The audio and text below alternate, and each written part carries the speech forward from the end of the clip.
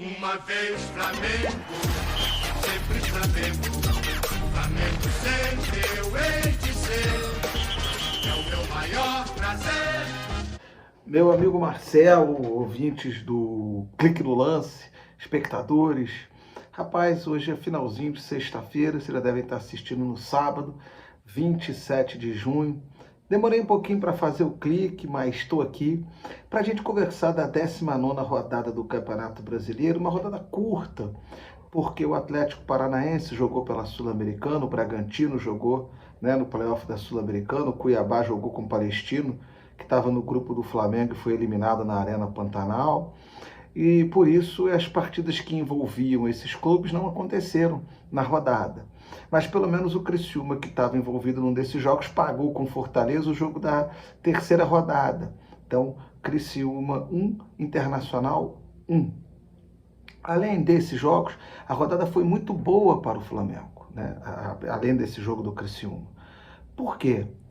O Botafogo e o São Paulo, o Botafogo líder e o São Paulo pleiteando a liderança, ali tentar chegar no G4, já no G6, empataram no Morumbi em 2-2. Perderam, portanto, 2 pontos cada um, somaram 1. E o Flamengo ganhou do Vitória, portanto, aumentou a vantagem para o São Paulo e reduziu a desvantagem para o Botafogo. Num jogo no Morumbi, em que o Botafogo foi melhor no primeiro tempo, então São Paulo fez 1-0 e o Botafogo virou, mas em que o São Paulo foi muito, mas muito superior ao Botafogo no segundo tempo. O que o Botafogo teve foi um pouco de sorte e uma defesa com goleiro, e a defesa conseguiram segurar o empate em 2-2. Levou o empate no segundo tempo, o gol do Ferreirinha, mas não levou o terceiro gol. Eu digo sorte porque o Ferreirinha teve um gol muito na pequena área, uma chance muito clara e não fez. Ficou claro que o Botafogo, quando é um time vertical, quando tinha o Júnior Santos de um lado e o Luiz Henrique do outro, o Botafogo tinha o desafogo. Agora só tem o Luiz Henrique, o Júnior Santos se contundiu, uma fratura na tíbia. Então, enquanto o Luiz Henrique teve gás, o Botafogo teve escape. Quando acabou o gás, o Botafogo ficou mais complicado. Não é que o Tiquinho jogando jogue mal, o Tiquinho ajeita, joga de costas, faz o pivô, mas e aquela velocidade? Faltou a velocidade do outro lado. Por quê? Porque o Júnior Santos não estava na partida. Como é que o Arthur Jorge vai resolver isso? Vamos ver. Como eu disse, o Flamengo venceu na rodada. Foi melhor do que o Vitória. O Vitória caminha para a Série B, mas foi muito difícil porque o Flamengo não fez um bom primeiro tempo, mas fez 1-0 com a Arrascaeta, numa jogada em que ele chuta e vence ali um monte de jogadores do Vitória à sua frente. Teve o gol anulado do Fabrício Bruno numa jogada de escanteio, que eu sinceramente não consigo ver os 2 toques do Arrascaeta. Se houve uma coisa muito sutil, eu não consigo ver, a bola para mim não se mexe. Enfim, foi anulado pelo VAR.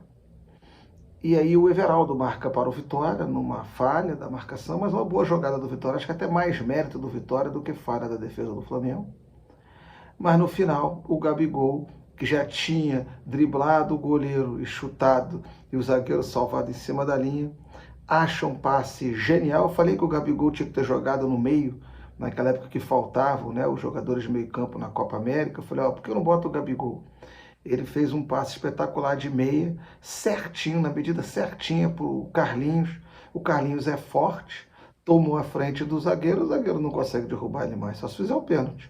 Ele tomou e teve tranquilidade para definir a vitória do Flamengo. Muito importante, porque não só porque o Botafogo perdeu 2 pontos, o São Paulo também, o Palmeiras perdeu para o Fluminense, nós vamos falar daqui a pouco, mas porque o Botafogo ganhou do Vitória em Salvador, o Palmeiras, na primeira rodada do campeonato, ganhou do Vitória em Salvador.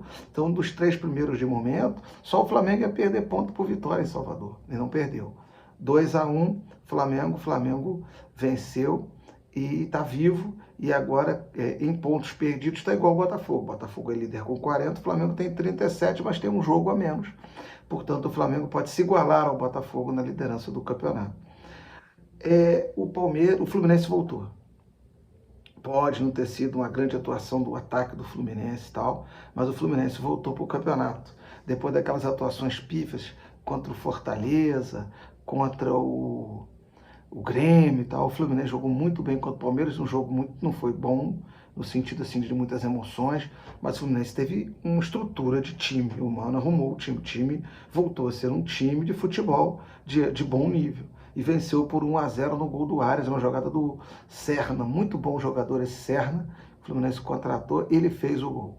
Fez o cruzamento para o gol do Joe Arias. E o Fluminense venceu por 1-0 e parece que com esse padrão de jogo rapidamente vai se afastar das últimas posições, se mantiver, porque o Grêmio está muito mal, empatou com o Corinthians em Itaquera. Eu achei que o Corinthians não ganhou o jogo porque o Yuri Alberto está muito mal. Quando o Corinthians melhor estruturado, o Grêmio está muito bagunçado, sem tempo para treinar, sem a sua casa para jogar como mandante. As pessoas já esqueceram disso, eu não esqueci o que aconteceu no Sul, não. Então eu relativizo, não acho que o trabalho do Renato seja ruim, muito pelo contrário. Mas o Grêmio está mal. E o Corinthians bem arrumadinho, tomou um gol com 3 minutos.